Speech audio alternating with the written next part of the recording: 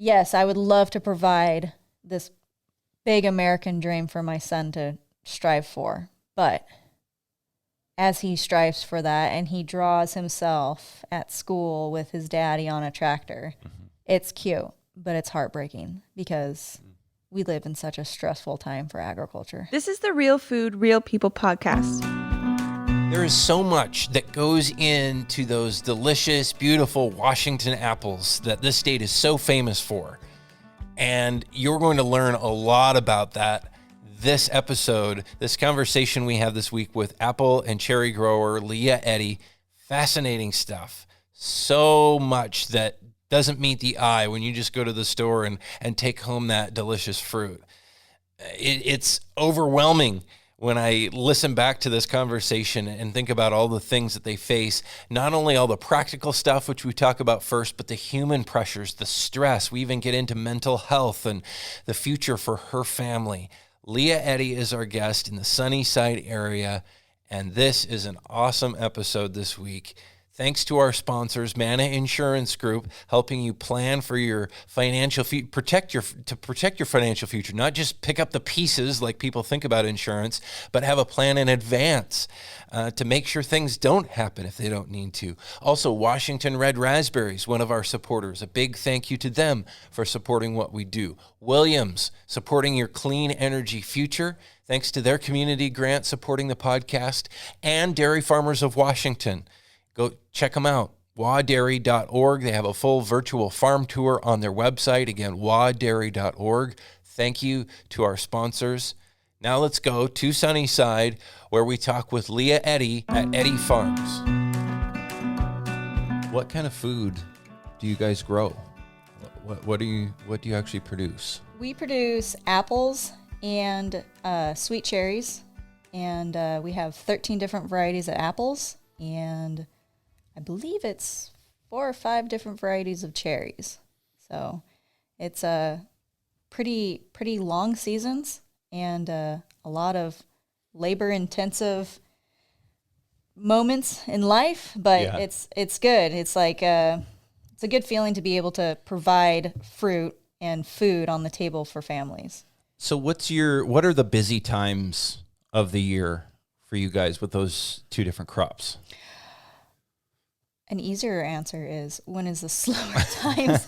It's busy all year round. It's pretty much, I would say, of course, during harvest. But season typically starts pretty heavy March through end of October, beginning of November. Because like right now what we're doing is we are starting our spray season. We're spraying a lot of dormant oils and, pesticides to prevent attraction and the egg laying of pests and everything. We're also planting. We're busy into planting.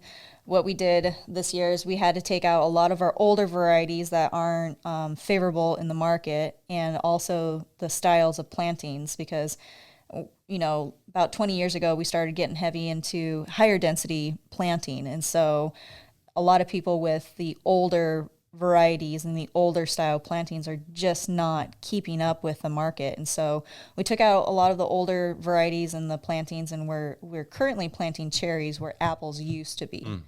And so why?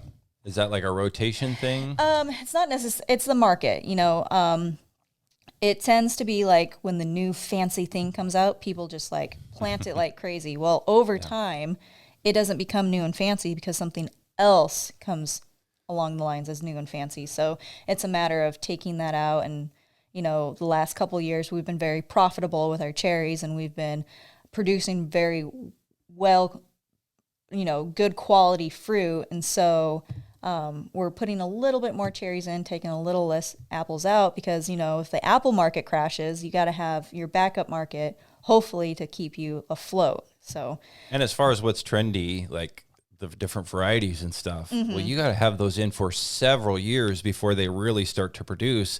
So it's a gamble then, I would guess, when you're planting. Like, am I going to plant the thing that people are going to want to buy in 5 years? Exactly. And it's not necessarily planting it, you have to order it ahead of time. You can't just like today be like, I want to plant the new Cosmic Chris and order trees. You have to order them years ago. Really? Because it takes the nursery a long time to get the signwood, graft them onto the rootstock that they have or you want, and grow the tree for you, and then you get the tree, and then there's such a back order, so it's just like it's so difficult to.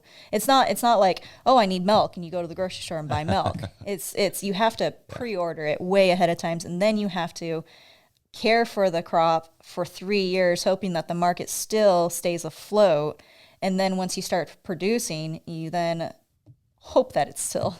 Explain that process, the signwood. What's that?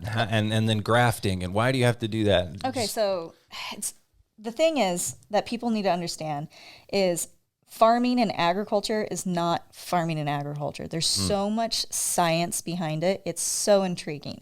So what's signwood and grafting is they take a branch from, let's say, a red delicious, and they grab a rootstock, which in theory, let's call it a battery power. So you have this battery power, and you put the signwood attached to the rootstock, and it'll start growing the tree. So the signwood would be the like clipping off of another tree. Yes, it is. And so typically what some people will do is they have the tree there. They have the power source. So they'll cut the tree down so it's just a stump, and then they'll graft on the signwood and then braid the grafts together to create a new stump and then grow the tree that way, because you already have the major power source there. So instead of growing it from a small power source, a small little tree, it takes about 3 years, but from a stump, you can actually gain an additional year. So you can start producing about 2 years. So it's a quicker way to do it rather than growing the tree up from nothing, basically, yes, from but a little like what I mentioned, seedling. Yeah, what I mentioned before with the higher density production is, you have to make sure that you're not grafting onto an older planting style, because you're going to have potentially less production per acre, or you're going to have these large seedling trees that nobody wants to pick anymore. Because all these employees that we have these beautiful high density blocks that they only want to pick those blocks. And once we move to a block that's a little bit bigger, boom, our employment goes.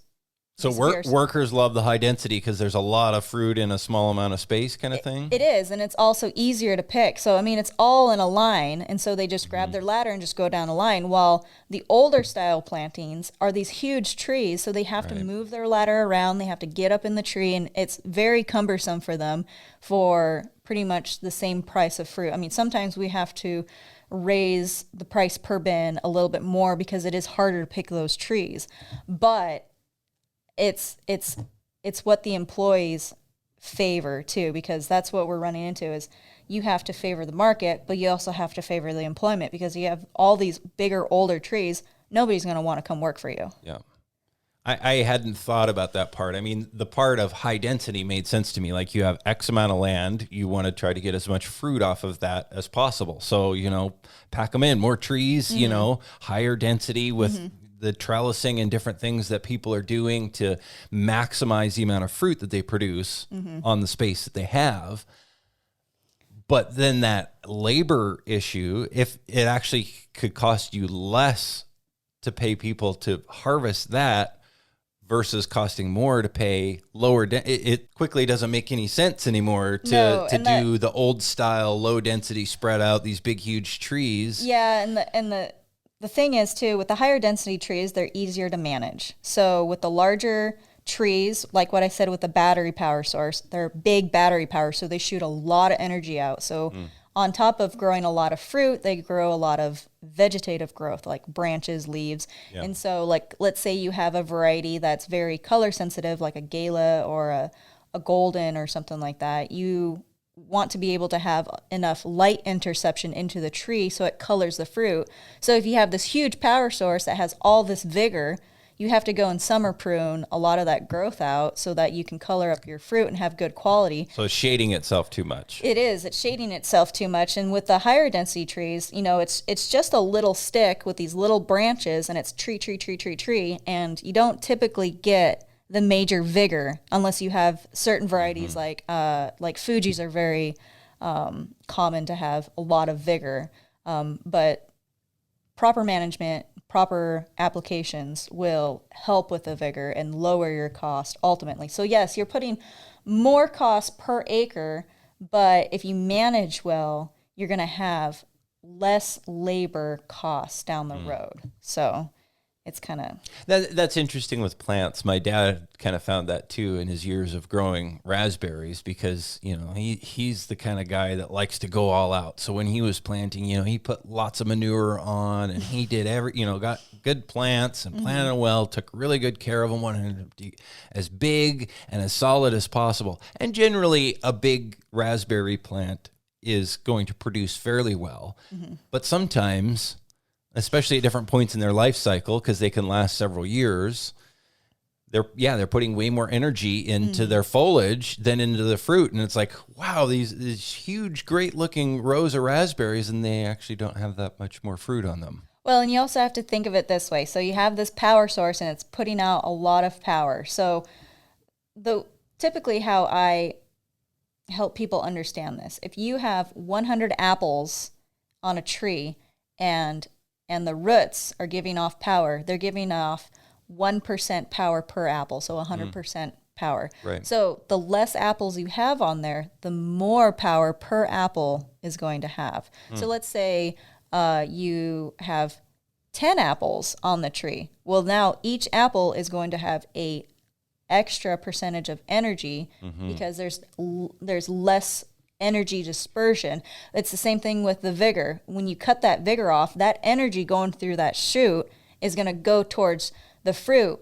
But on the off side of that, if you have too much energy going through the fruit, you have too big of fruit, or you have a nutrient deficiency. And so you have to counterbalance it. You have to make sure that your thinning and your water and your nutrients management is all perfectly aligned, or else you're going to get a week before harvest having this great fruit, and then bitter pit, all your Honeycrisp fall off the tree, or they're too big. Or like, let's say the market last year, they wanted small fruit. So you grow small fruit. Oh, nope, this year we want big fruit. Oh, too bad. So and consumers are fickle on whether they want big fruit, small fruit, Yes. buyers, grocery stores, whatever's in. Well, and the thing is, too, colors. it's not just what people want today, it's what exports want too. So it's what is easy to export. So like if you're exporting certain varieties to like China and stuff, you can't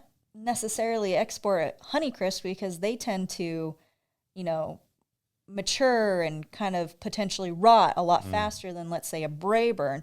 But on the flip side too, it's the whole conventional organic. It's very hard to export an organic piece of fruit because you can't apply certain products to help it with their shelf life, basically. And so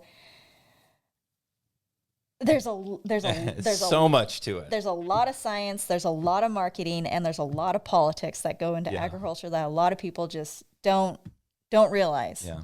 What about the flavor at the end of the day? And I'm thinking about this too, as you're talking about different varieties of apples. That's what's cool about apples, and cherries a little bit too.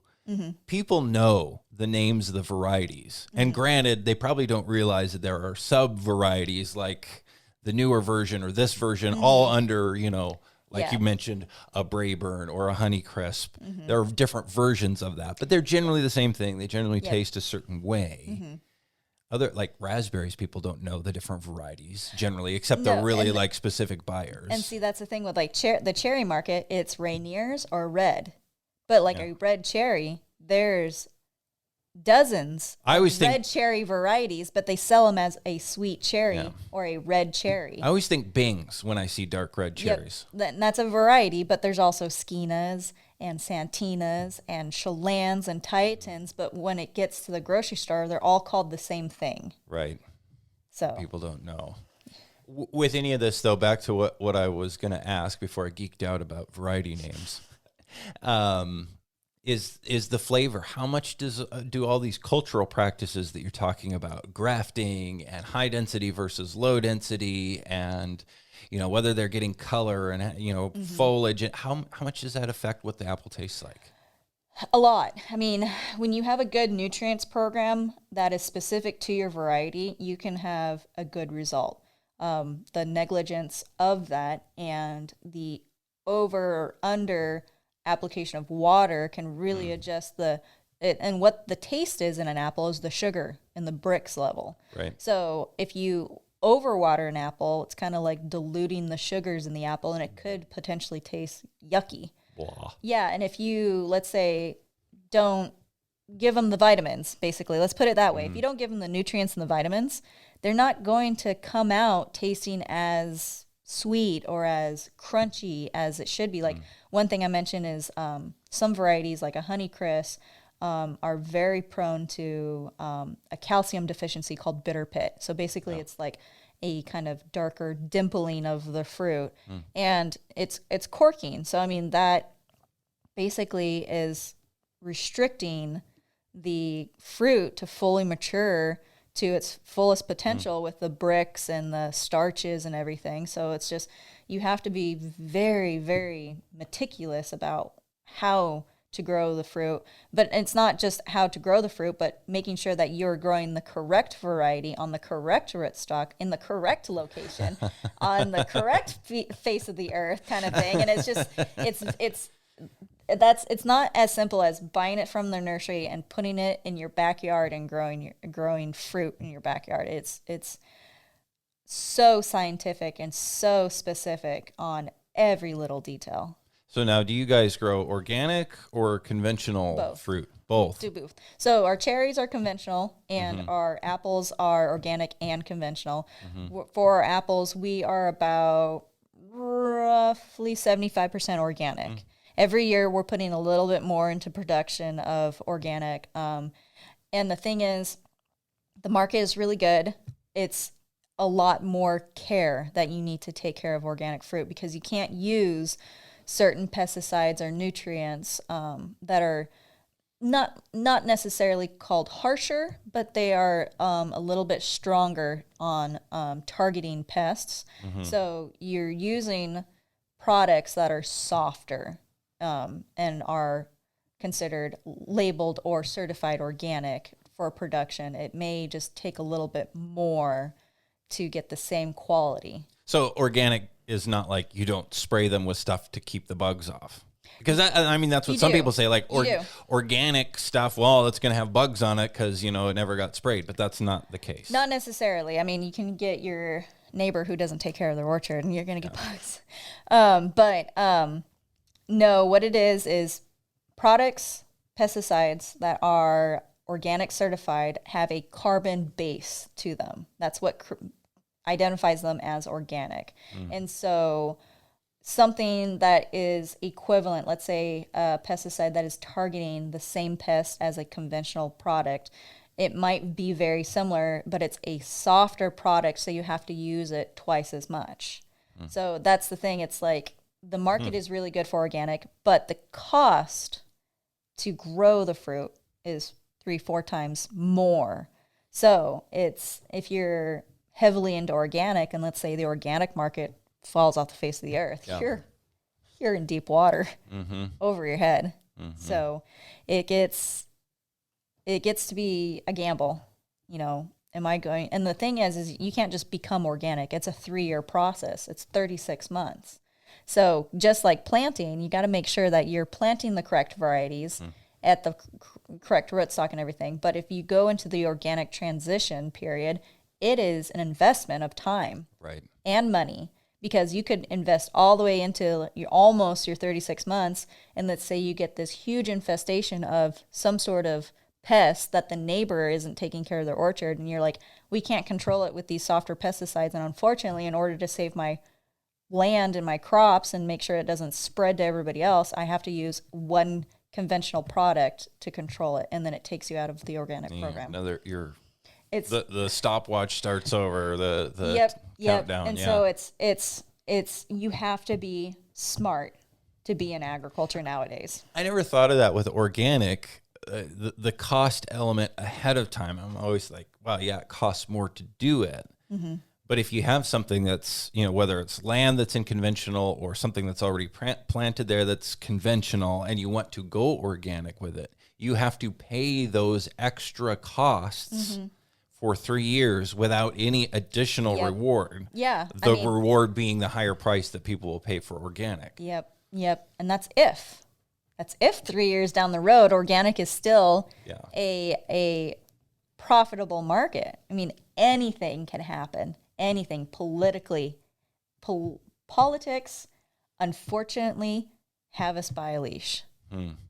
Because anything can happen and just market can crash. What do you mean by that? Politics have us by a leash. I mean,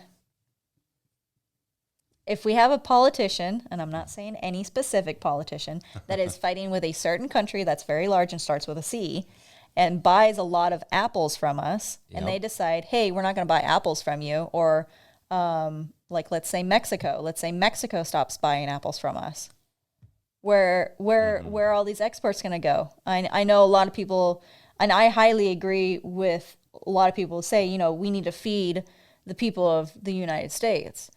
But there is a lot of fruit and a lot of produce out there that need to be dispersed throughout the world. And so it becomes this oversupply, which makes the prices drop. It's this whole teeter-totter of the world that you need to follow. And it's supply and demand, basically. Basic high school marketing, supply and demand. High supply, low demand, high demand, low supply. You got to balance it all out. Trade wars and rules and deals and all that stuff comes to bear too. You talk about the exporting, though, just quickly on that point. It's a good point to make, because you can grow apples in quite a few places, but you can't grow them like we can here in Washington. Right? I mean, that's why Washington is famous for its apples around the globe. Yes. It has to do a lot with the fertile land we have, but it's also the climate. We have ideal climate and ideal soil profile to grow apples in this part of the world. Another part of the world is New Zealand. New Zealand grows excellent apples, and the nice thing is New Zealand is on an off season of us. So when we're in summertime, they're in wintertime. So we kind of do this balancing with the supply throughout the world. And so Michigan and New York, they are well populated with apple acres over there too. But yes, it tends to be the location. It's everything, location when it comes to agriculture. And Washington, especially central Washington, tends to be the perfect location for apple produce. How did you get into all of this? Did you grow up around it? I did. So growing up, my grandfather had, he's in the dairy industry. And so he has dairy cows, and then he also has orchards. Well, when I was about 7 years old, my parents got a divorce. And when my dad remarried, Julie, it was my stepmom, she is affiliated with an apple warehouse locally, and so her family grew up into the apple industry too. So when they got married, they bought an orchard together.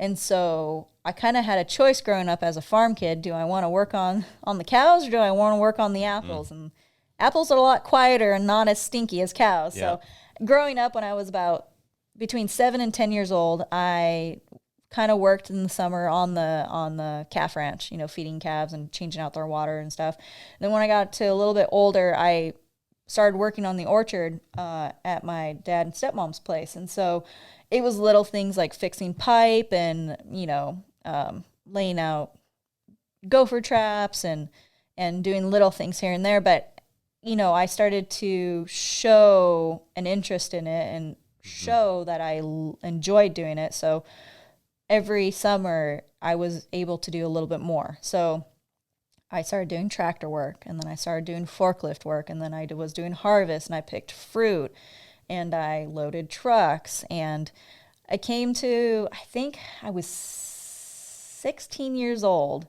My stepmom was pregnant with her first child. First day of cherry harvest. 5 o'clock, she comes into my room. My water broke. I'm going to the hospital. You and your brother are in charge. Oh, man. I was like, oh no, I don't know what to do. So 16-year-old me, and my brother was 18, I think it was, or maybe I was like 14, and I don't know, we were in high school. Yeah. We're in charge. We were the boss all of a sudden. And so we ran Harvest, and that was a changing point in my life where it's like, I really enjoy this. And, I was able to do this at a young age, and we worked together as a team with the employees, and it came out just fine. And, my stepmom was, very stressed out about everything because she manages it all. But, right. What really changed my attitude about it was the encouragement from her. She was like, thank you for being there when I needed you, and thank you for doing a good job, and thank you for stepping up. And it's like, hey, that kind of makes me feel good. Yeah. And so I started to be more involved with the orchard, working in the summers and a little bit during the school year. But then when it came to high school, everybody asks you the question, what are you going to be when you grow up? Yep. I don't know.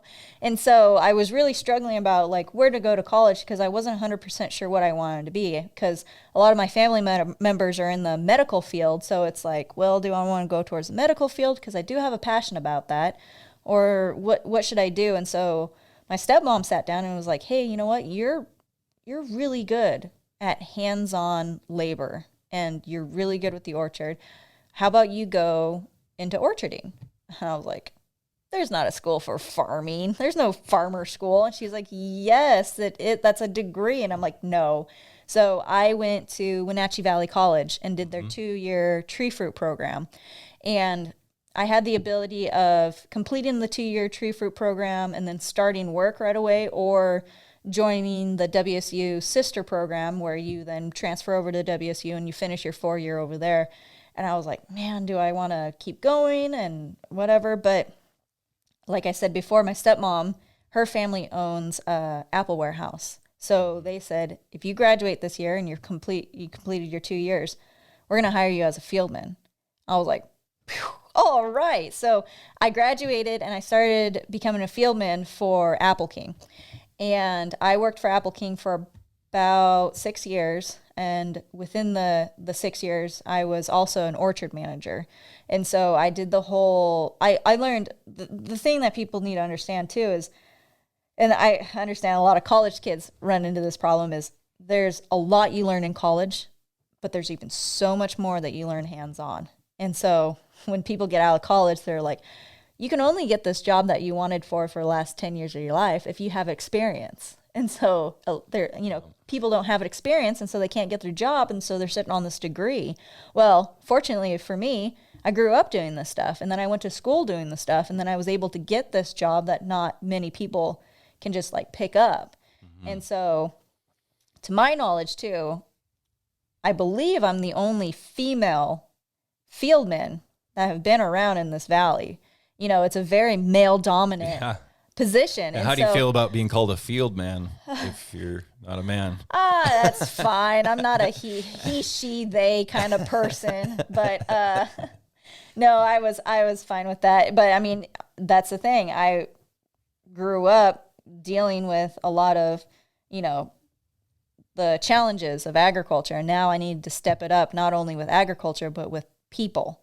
It's the whole, you are a young female, you possibly don't know as much as you think you have because you have a degree. So it's proving to people that, I kind of hope that I know a little bit. So I was a fieldman for a number of years, and then I became an orchard manager for Apple King too. And then my husband, Matt, we went to school together for ever since the 7th or 8th grade, but he was my first grower.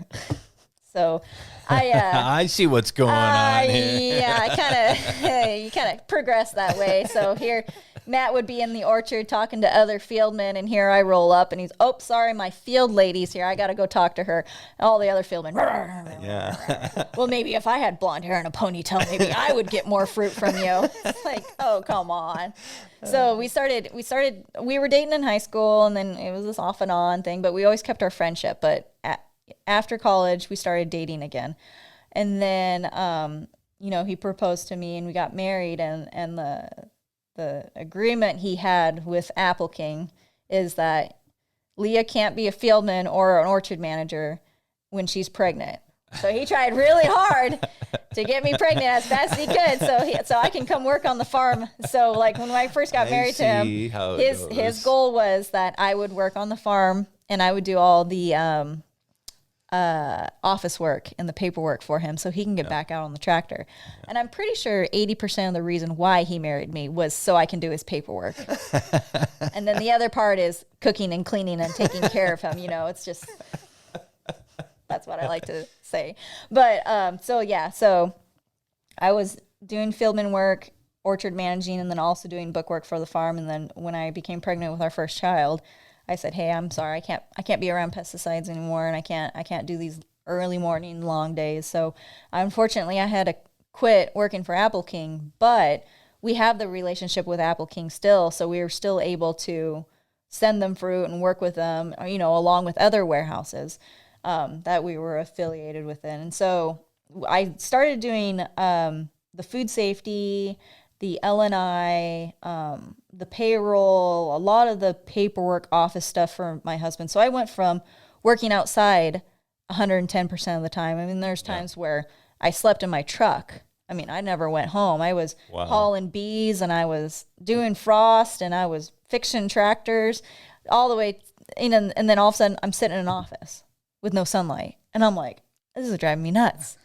And so, I mean, it was kind of nice because when I had my first child, then it's like, okay, I need to stay home. I need to be mommy, and so having that job was ideal. But it's hard to balance family and business. So fortunately enough, my husband's uncle, who lived in Portland at the time and was working in like a financial industry, decided he wanted to move back down so he can be closer to family. And so he moved back down and he took over the financial side of the farm, like the payroll and the bank and the loans and all that stuff, while I solely did the food safety, the accident prevention programs, all the safety auditing, and the L&I claims. So I did that for a number of years. And, as we grew, my husband decided, hey, let's dip into the organic market. And so we started to transition into the organic program. So then I took over that. And then, we had more children, and our farm expanded and our employment expanded. And so we became a lot busier. And then this last year, my husband and I decided to have our own orchard separate from the family orchard. So now we're taking care of 2 sets of books and banks and everything. And I got a little overwhelmed. Let's just say that it's a lot of work to manage your business and your work and your livelihood, and then come home and take care of the kids and do the laundry and clean and all that stuff. So I've been having to distribute some of my responsibilities here and there to other people on the farm. And so I'm back down to just doing the food safety and just the organic program and, the spray records and the safety side of stuff. And so it kind of does this big loop around. But so is that what some of this stuff is here on the table? I would say this is about 1/20th of what I do. There's that much paperwork to do. This is just 2 years of spray records. And I'm currently working on transitioning 3 years of spray records onto a new digital program. That's what I'm working on right now. Not to mention that the current year's spray records are coming in, so I'm having to organize those. But then on top of that, I also do food safety programs for a number of other growers. I help them put together their binder and help them remind them, like, hey, it's time to do your water samples, or it's time to do your fruit samples, or it's time to schedule your audit, and kind of work with them. Because the thing is, with neighboring farmers, it's the whole, I scratch your back, you scratch my back. So I do a lot of, I would say, free labor, because I know that someday when we're in a crunch, we have people that are going to help us. And it's the, I scratch your back, you scratch my back. And it's this relationship we have with other people that is very comforting, because we live in a very stressful time where you try to do everything yourself, but there are times where you need help and you need to reach out to people, and people are there if you're a kind person and you're willing to help people, there's people out there to reach out and help you. So that's a very comforting feeling. Have you ever had to fall back on that? A little bit, yes. I know it can be hard for independent farmer types to do. It is. Yep. I mean, we have a farm that's right on the county border, and we pulled out a lot of grapes, and we had all these grapes to burn. Well, we couldn't get a burn permit in that county. And so the neighbor right across the road was like, we'll take all your stuff. So they took their trucks, their employees, picked up all of our stuff, brought them over to their property and took care of it. And it's like, well, thank you. You really helped me out in a pinch, you know? And there's a lot of times where, you know, like right now we're in the middle of frost season, and I feel comfortable that if something goes bad, let's say a wind machine falls down or a field truck is gone or something like that, we have enough relationships and connections where it's like, hey, I need your help right now. And there's people that are going to drop everything and pick up and come help us. As if everything else that you've already explained for growing fruit isn't complicated enough. Explain what frost season is. I mean, this is the time of year when the plant has blossoms? Yeah, so this is the time of the year where the tree comes out of dormancy and starts to produce buds and flowers. And so there's certain stages where the fruit is in development. So you'll have like a little bud, and then it starts to swell, and then it starts to break open. And then every little stage, that stage can handle a certain temperature or degree for damage. So as it matures, so when it's in a tighter, less mature development, they can handle really cold temperatures. And as they mature and become a flower, they can handle less of a tolerance. So what we have to do is we have to watch the weather so carefully. I mean, the forecast can say, oh yeah, it's going to be 40 degrees tonight. But without you staying up all night and checking your programs and checking the weather, current weather, you know, you might have one area that's 40 degrees, and right across the road, it can dip down to 32 degrees just because wind can affect that a lot, right? Because people think of wind as being cold, but wind actually stirs the air. Yes. And then the low. Yes and no. So like you can have like a cold front come in where the wind is bringing cold air, and that could be damaging. But how it works is there's your temperature at, let's say, 20 feet from the ground, that is 32 degrees. Then you have this space above that. It's called inversion. And typically your inversion is a couple degrees warmer than below because heat rises. So what we have is these wind machines. They're these large towers that have these blades on them. And what it does is the blades are tilted just enough, 2-3 degrees downwards. So when you turn them on, it blows the inversion down to bring that temperature up just enough. So it doesn't freeze. So it doesn't freeze. So if it gets cold enough, there's nothing you can do. You have your wind machines. That's a prevention. And then also what you can do is you can turn your irrigation on and raise the dew point up.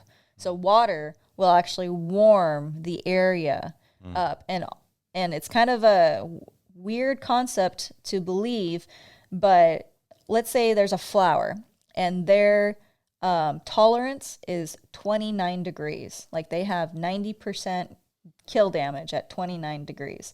If you put water on top of it and it freezes, how cold is ice? Ice is 32 degrees. It doesn't get colder than that. So you're actually insulating the flower and you're protecting it. Yep. So you think that it looks like you're damaging your buds, but you're actually putting protective ice over it. You're putting protective ice that is insulating just enough because it's not going to dip down to 29 degrees. It's going to stay at 32 degrees. The problem is if you have a type of irrigation system that's overhead and you're covering the whole tree with ice is heavy, and you're going to potentially damage the tree. Like break branches and stuff like you see in an ice storm. Yeah. Yes. And so some of the ice will protect, but and it's kind of a tricky situation too, because if you have your irrigation going on and there's ice and you have mist, let's say you turn the water off, well, that mist can actually crystallize and do damage on your fruit. So you can have the whole bottom part of your tree freeze out, and then here comes thinning time, and you're like, well, where's all the fruit on the bottom of the tree? It's because you froze out the bottom of the tree because you turned the water off too soon. So it's understanding the whole science behind. Man. Yeah, And it sounds like kind of a last ditch thing too. I would imagine, at least I would hope, because that sounds scary and tricky. It is very, very tricky, and fortunately enough, we started doing this new program. This company is called Simios, and they put out they're little Delta traps, so they're like sticky pads for pest monitoring the bugs. Catch bugs, catch bugs. But on top of that, it's also a weather station, and they put these one per acre. So if you have 40 acres, you have 40 of these things out there. And so you can go from like the west side of your block being 32 degrees, and you're driving around and you're like, oh yeah, it's warm enough. Well, the middle of your block might be 28 degrees. And then here comes harvest time, and you're like, where's all my fruit in the middle of the block? So it's integrating technology, which is so fascinating now, because 20 years ago, we didn't have this type of technology. And even beyond that, I mean, when my husband, when we graduated high school, he started taking over the farm right away. Well, his grandpa was still doing everything by hand. He was doing payroll by hand. So he learned how to do that by hand. And he was like, Grandpa, we got to do something. So they got QuickBooks. That was a big thing. Whoa, we got a computer. Whoa, that was a big thing. So he started doing QuickBooks and his accounting on the computer, which was mind-blowing to his grandpa. But now we're starting to integrate so much more. We have sprayers that are all computer programmed and touch screened, and you put in your calibration specifically, and it puts the exact amount of pesticides or chemicals or nutrients that you want out, so you're not over or under supplying the fruit. And then, you got Simios that has all these weather stations and these programs and these pest monitoring. It's like we're living in this world of technology that's so fascinating. So it's almost to the point, which is very unfortunate, that if you are not keeping up with the times and the technology, you're going to fall behind. Yeah. Well, it sounds like with all of the technology, the number one thing that you're generating is lots of data about what's actually going on. But then you have to be able to interpret and use that data. And so I would think that would be the next step is, okay, you've got all these numbers, all these different points of different temperatures, different values for whatever you're sampling or testing or monitoring for. But what does it tell you unless you really know what it means and can make decisions based on it? It helps you with the next decision. So it helps you what you're going to do tomorrow. It's the same thing. It's like, for instance, today is very windy. We're not able to do everything we want to do because of the wind, because it puts our employees at risk if they're working on a ladder and you have 30-mile-an-hour winds. But we knew about that 10 days ago because we have the technology nowadays to predict. So It's not, you're not waking up and going, oh shoot, I had my crews out and now it's going to ruin everything. So then you have people just sitting around for you to make a new plan. Well, that costs money, them just sitting there twiddling their thumbs. So with technology, you're able to plan out not only your workflow throughout the week, but you're able to pre-schedule your future outcome of your fruit and monitor. And nowadays, it's all about documentation. Food safety, documentation. Organic program, documentation. Water samples, FSMA, everything is documentation. They have to have some sort of documentation, and it's, I think, better to have it in some sort of digital form, because guess what happened last year? COVID. Guess who doesn't want to come to your farm? Auditors. Yeah. They don't want to see your paper version. They want to see digital version. So you have to convert everything over into programs and technology so that you live in this world we live in now with Zoom and it's just I hated last year with my audits. How many audits I had via Zoom. Oh, sorry, I have bad connection. And we got to reschedule this audit. It's like, it's so cumbersome. So what are these audits and how do they work? What are you getting audited for? So, I mean, people hear audit, they think IRS. Like, Yeah. did I do my taxes right? But that's not what you're talking about here. No, basically what it is when I say that I have a food safety program, it means I am food safety certified. It's an identification that I grow good quality and safe products. Not only that, but I create a safe work environment for my employees. So Eddie Farms is Global Gap certified. So every year I have to go through an audit process to show and prove that I'm keeping up with their current regulations and their compliance. It's the same thing with L&I and employee safety. You have to keep up with your safety meetings and your trainings and your inspections and stuff like that, and you have to have compliance audits and you have to have safety audits, and it's just a continuous process. You can't just like lay it off because you're going to be behind. And with the organic program, it's the documentation of application records and monitoring pests and making sure that you are following the rules. So it's that kind of, yes, when you're new to it, it's very scary. But when you've been doing it for the last 10 years, it's just part of your job. And yeah, the word audit is scary. And some auditors are scary. But it's if you're following the rules and you're doing it correctly, there's nothing to worry about. Now, if you're not following the rules, then you're shaking in your boots. Yeah, for sure. But what if it's like, I thought I was following the rules, but was it good enough? Because I know there can be gray area. Yes, and that's the thing that's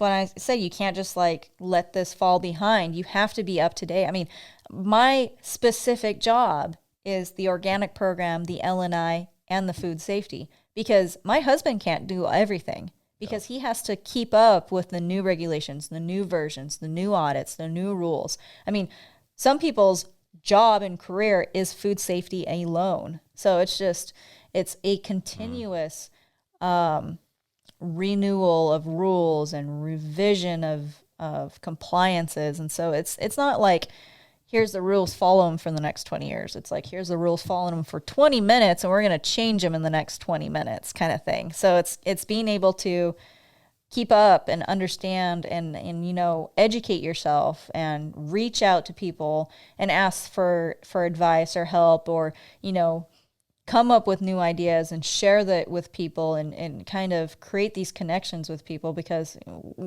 all in all, we have to comply. We have to provide a safe product for people. Not only that, we need to provide a safe workplace for our employees. How far back in the family because you said now you guys are starting some of your own orchard, like you have your own business that's going alongside the family business. How far back in the family does that go? Okay, so on my husband's side of the family, a little bit of explaining that. So Eddie Farm started in 1974 with his grandfather's father, Ivan.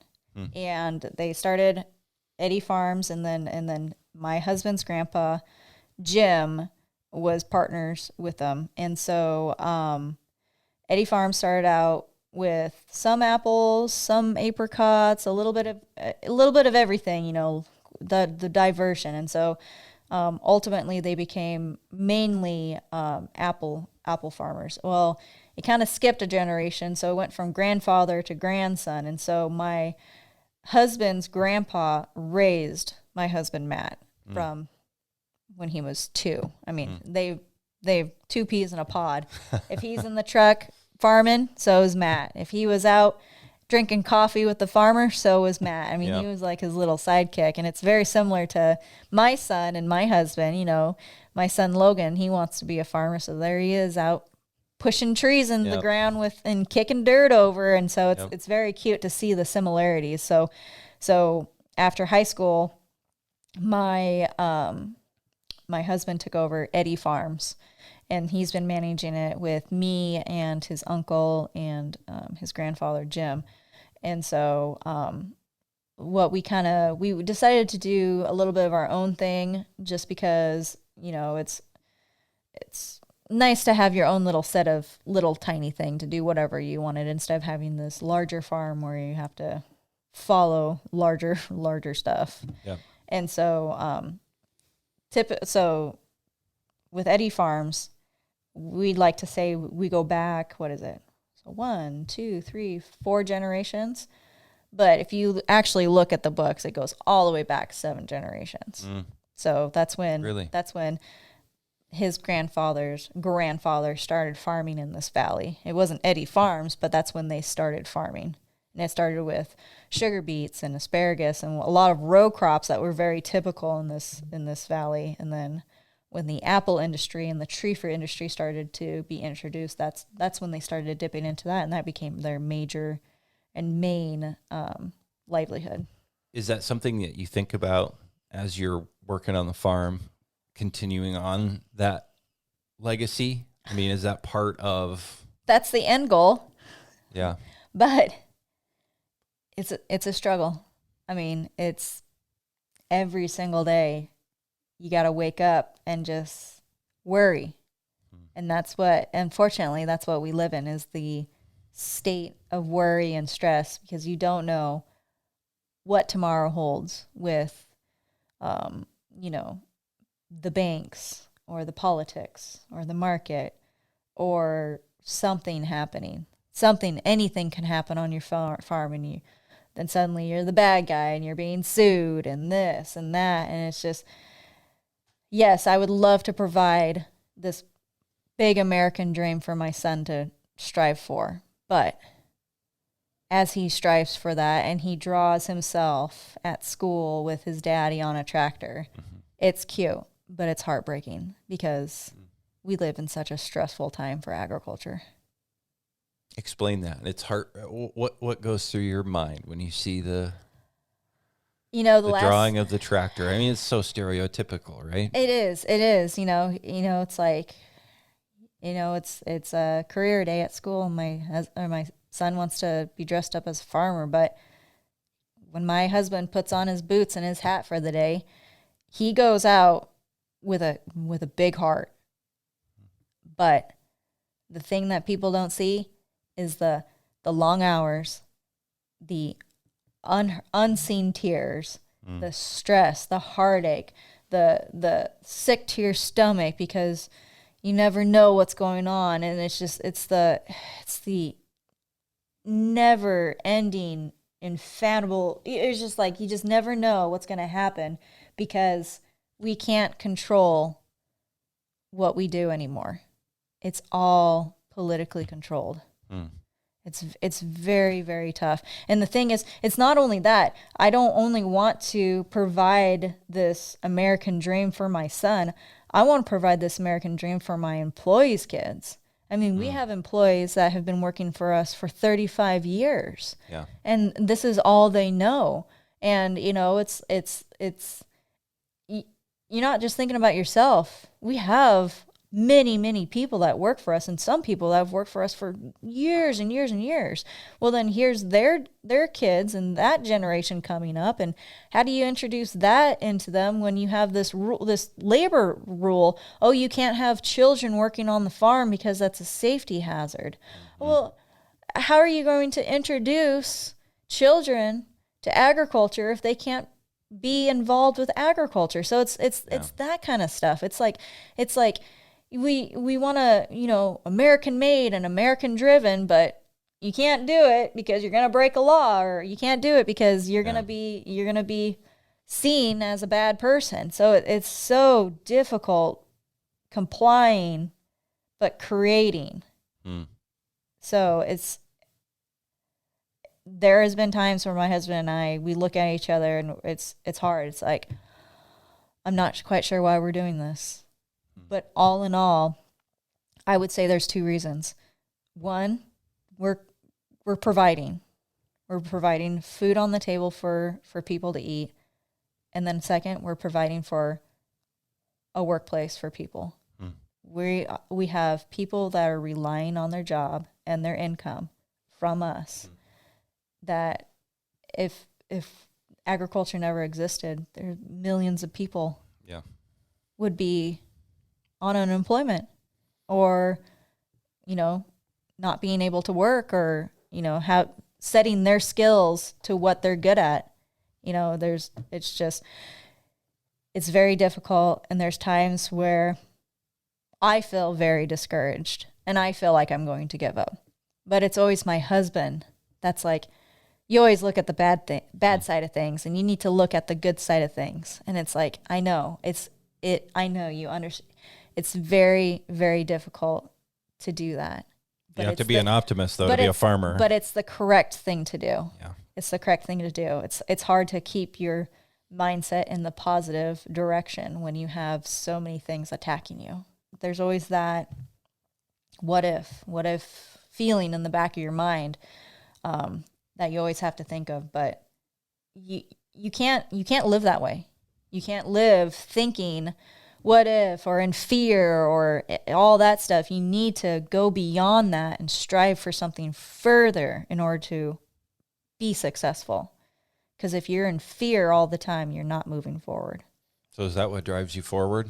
Is staying ahead of and away from the fear and providing for people? These are the things that you're just describing to me. What about feeling like we can't stop because this has been what the family's been doing for so long? That runs through your mind too, because this is my husband's grandfather's legacy. He's passing it on to my husband, and now he's got the responsibility on his shoulders to carry this on. It's just you can't let traditions die, kind of thing. And then at the same time, you need to set an example for the new generation. And unfortunately, I'm a millennial, and I'm kind of that borderline kind of generation, but we're running into a lazy generation. I'm sorry, we are. And it's proving that we can strive forward with hard work and dedication. Agriculture is not an easy thing to do. I have friends and family, and I'm not disgracing them or anything, but they talk about, I worked 4 10s and I'm so tired. It's like, well, have you ever tried working 24/7s? Because that's agriculture. You don't get a break. You don't get vacation. You don't, when you're the owner of agriculture, you don't really even get sick pay. It's like, yeah, you're sick. Too bad. You got to keep going. So it's, what worries me is the way that the generations are coming along, where a couple of generations ago, it was all based on hard labor. And now it's all based on the easy way out kind of thing. How can I get famous on TikTok? Yeah. How can I get famous on YouTube? And it's like, different value system. Yep. And it's showing that the working with your hands and getting dirty and working long days still exists. And we need to show that to our kids and set good examples. Whew. That sounds heavy duty. I'm only 30 years old too, and it's like, should I be feeling like this at 30 years old? Like, should I feel like I have 100 years of stress on my shoulders? It's like, do I bow down and take the easy way out and just quit doing what I'm doing, or do you just keep moving forward? It's like, that's the only thing me and my husband know how to do, almost. Yeah. It's like, if we're not working hard with our hands, we're not doing anything. When you're under that much pressure, how do you keep up on your mental health? How do you stay That's a great sane? Question, because I know it's a very personal question, but I know because I've been there a little bit, and I watched my dad and so many people that I know in farming struggle with that. But I mean, setting aside the personal question, just read Google it. Google mental stress and mental illness in agriculture, and you will get the statistics. The last 5 years, outrageous and scary statistics. People committing suicide, people becoming depressed, people having anxiety attacks and stuff like that. And it's substance abuse. Yes, and it's not talked about a lot either, but people who are running the farm on booze or drugs because they can't handle it. Yeah, and it's, I just feel like if this was any other industry, Let's say the medical field. Let's say the medical field is so stressful that people are committing suicide at outrageous rates. This would be worldwide public news. But it's not. And why is that? Why are we not talking about this more? The mental stress and the mental illness side of agriculture that is just up in the clouds and not addressed. Like this needs to be the newest pandemic. Like people are under stress is killing people. So why do you think that is, that it's not bigger headlines about the situation? I just don't think it's important to some people. You know, unfortunately, right now, what people want to talk about is COVID. That's all they talk about. And then it's, you know, what's the president doing and what's the Queen of England doing and what's this and that. And it's just like, can we go back to like focusing on this topic? And I don't understand why it's not addressed. Well, people, but it needs to be addressed. People talk about food a lot. And there's foodie culture and people valuing different, you know, things with food. There's also like the, you know, food focus on how things are grown and the trendy things, whether it's organic or non-GMO or, you know, how workers are treated, all these things that I'm not belittling any of those, but they tend to be hot button issues. And this issue that we're talking about here seems to fall through the cracks of all that. It's not a hot button in your face, you know, issue that's driving people to be outraged and, you know, go on rants. It's just this quiet, festering, difficult thing that happens kind of in the shadows. I don't know. And I maybe it's, you know, a state of agriculture is for the tough people. And the tough people don't want to admit that there's a mental problem. Because when people say mental illness, people think loony bin or people think crazy people. The stigma. But the thing is, mental health is just important as your physical health or more. It's even more important because it controls everything else. So having this, stigma or this bad vibe of a mental illness or mental health instability is not a bad thing. It needs to be a frontline issue that we need to address. Because, like going back to what you said, like what do? I don't know. I don't know what I do. Honestly, there's times where I'm so stressed out, I just shut down, mentally shut down. I start focusing on my family. I start focusing on my health, and it's not good. It's not good at all. I can't be dealing with this kind of stuff at the age of 30. And so I've realized recently that I need to focus on that.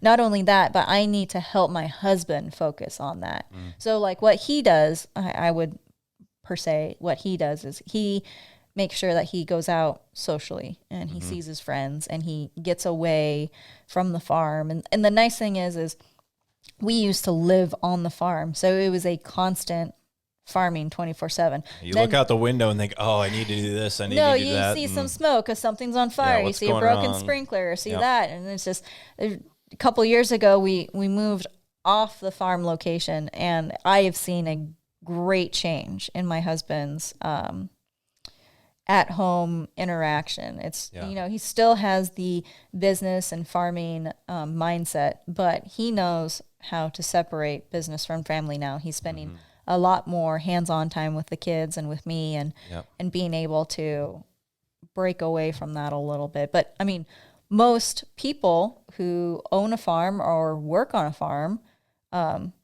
live on the farm. You can't get away from the farm. And so, well, and there's a good part about that too. I mean, I know when my dad started farming where I ended up growing up, we didn't live there. It was a rented piece of ground. And he wanted to move there, and eventually we were able to, and then we were always there, and so we were around with Dad helping. So on one hand, that was a great thing, but on the other hand, still to this day, I mean, every day he wakes up and he has potential issues and stress staring him in the face. He has nowhere to go home to and just disconnect. I think at this point in his life, he probably couldn't do that anyway, because this is what he has known. This is the way he grew up. It's ingrained. And now this has been his professional and personal story for his whole life.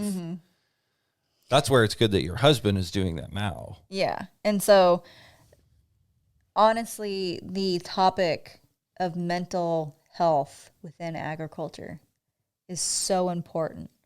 And being able to put that out to people for them to understand and to hear stories about the struggles of agriculture and the struggles of balancing family with work and financials with hands-on and everything. It's just people don't understand that, and it's very, very daunting. And it starts to wear on your mind, and eventually it wears on your body, and it wears on your health. And then all of a sudden you feel like you're having a hard time getting out of bed. You feel like you're just limping around because you're in this state of constant pressure. It's very difficult. Whew. But you still love it, choose to do it every day? I choose to do it. It's ingrained. Yeah. It becomes either you're good at it or you're not good at it kind of thing. It's like, I don't know if you put it as like teaching an old dog new tricks kind of thing, but if you're a dog, you're a dog. You're not suddenly a dolphin. It's ingrained in you. And so, even though it's real stressful, I love it. I can't stop it. I can't stop it. And I can't prevent it too. If my son wants to become a farmer, I'm not going to say no. I'm just going to show him the positive side of farming and hope and pray that by the time it gets to his time to take over, it's a whole different world, hopefully a lot better world. I hope you're right. Even though my pessimistic streak is like, I don't know what's going to make that happen. But the idea of a family farm is very, very small in the future because agriculture is becoming a lot more corporate and a lot more investors being involved. And unfortunately, it's very difficult for a family farm to keep their head above the water. So that's kind of a little bit of a strive too, for it's like a dying breed. You got to keep fighting kind of thing, keep fighting until the end. But it would be nice to get a break every once in a while. Don't get me wrong. We do go on vacations every once in a while. Like we take the kids to the lake and we have a little place up in Winthrop and we go over there. It's not like we do this all the time. But at the same time, we do it all the time. Well, you got to do, with the amount of pressure that you're under, you do need to do that stuff to maintain your mental health. I mean, my husband, he's very active. He works out every single day. So I think that helps a lot too, being able to release a lot of that internal stress and, through exercise, or being able to go out with his friends every once in a while and have a beer or two. He's a very, very positive person. Like he sees the sun on a cloudy day kind of person. So, which is kind of the opposite of me. I see a lot of rain clouds on a very clear and sunny day. And so I don't know if that's a healthy balance between the two, pros and cons, but no, he is the definition of American farmer, young generation American farmer. And I hope and pray that my son looks up to him in that positive way. And not in my negative way.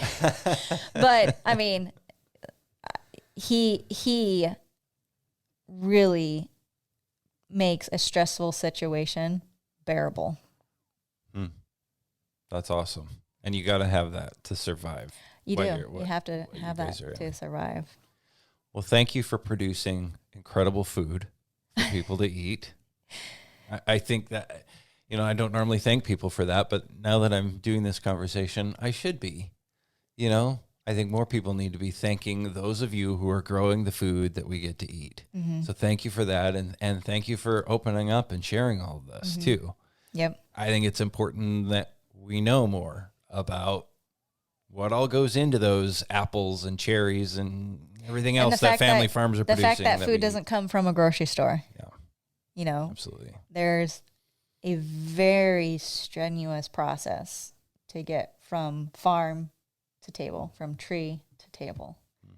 And unfortunately, from tree to grocery store is not seen very clearly. Yeah. It's from grocery store to their car Yeah. to their table. Right. That is the more common side of agriculture. Well, thanks for giving us an inside look. You're very welcome. It was a pleasure talking with you. This is the Real Food, Real People podcast. These are the stories of the people who grow your food.